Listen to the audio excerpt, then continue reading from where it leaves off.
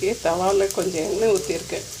நல்லா ஒரு 4 table spoon எண்ணெய் ஊற்றிருக்கேன். நல்லா வெங்காயம், பெரிய வெங்காயம் 2 நீல வாக்கில் கட் பண்ணி போட்டிருக்கேன். பச்சை மிளகா போட்டிருக்கேன். கொஞ்சம் சோம்பு போட்டிருக்கேன். எல்லாத்தையும் கொஞ்சம் நல்லா வதக்கிக்கலாம். இஞ்சி பூண்டு பேஸ்ட்டு போட்டிருக்கேன். இப்பயும் இதோட சேர்த்து நல்லா வதக்கிக்கலாம். இப்போ இதில் இந்த பச்சை மிளகாவும் போட்டு வதக்கியிருக்கேன். தக்காளி, பச்சை மிளகா, இஞ்சி பூண்டு பேஸ்ட்டு, கொஞ்சம் சோம்பு, வெங்காயம் எல்லாம் நல்லா வதக்கியிருக்கு. இப்போ நான் இதில் ஒரு 1/4 kg சிக்கன் கழுவி வச்சுருக்கேன். அதை போட்டுடுறேன். பாருங்க ஃப்ரெண்ட்ஸ், இப்போ சிக்கன் போட்டு இதுக்கு மஞ்சள்தூள் போடுறேன்.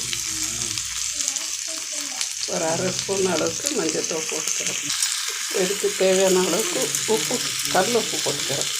அப்புறமா சிக்கன் வேகிறதுக்காக கொஞ்சம் தண்ணி ஊற்றிக்கிறேன்.